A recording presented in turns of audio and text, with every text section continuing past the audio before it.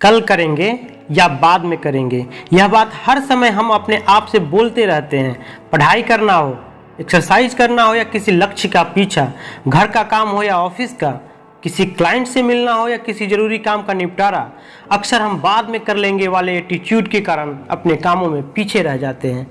Mobile देखना हो या टीवी, गॉसिप करना हो या चैटिंग, इन कामों को तो कभी बाद के लिए नहीं टालते, इसलिए जो जरूरी चीज़ें हैं हमसे दूर हो जाती है।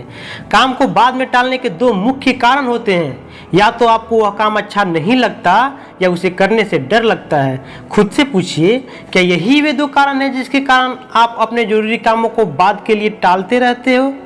जवाब हमेशा हाँ में मिलेगा। पढ़ाई को ही लेते हैं, पढ़ाई में मन नहीं लगता, क्यों? क्योंकि आपने जो सब्जेक्ट या स्ट्रीम चूज किया है उसमें या तो आपको इंटरेस्ट नहीं है या उसे करने से डरते हो।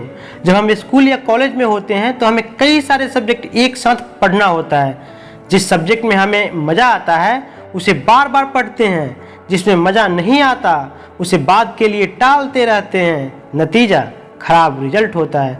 दूसरी ओर यदि इंग्लिश स्पीकिंग की बात करें तो इंडिया में सभी इंग्लिश बोलना चाहते हैं, उन्हें मज़ा भी आता है, लेकिन इस डर से कभी बोलने का प्रयास नहीं करते कि कहीं गलती ना हो जाए या लोग क्या कहेंगे।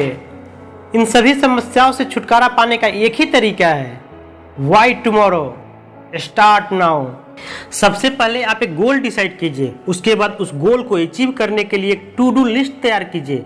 उस लिस्ट के सभी कामों को इम्पोर्टेंस के आधार पर अरेंज कीजिए और फिर शुरू हो जाइए।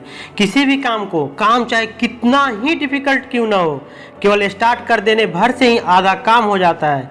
बाकी का आधा काम कंसिस्टेंसी, एक्सपेरिमेंट एंड प्रैक्टिस से होता है।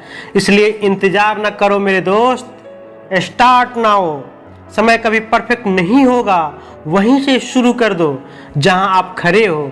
उन्हीं साधनों से काम शुरू कर दो जो आपके पास मौजूद हैं। रास्ते में आपको बेहतर साधन अपने आप ही मिल जाएंगे। अपनी सारी एनर्जी को अपने लक्ष्य पर फोकस कर दो। आपके अंदर इतनी शक्ति है जितनी किसी के पास नहीं, उसका इस्तेमाल करो और अपनी मंजिल को पालो। Thank you.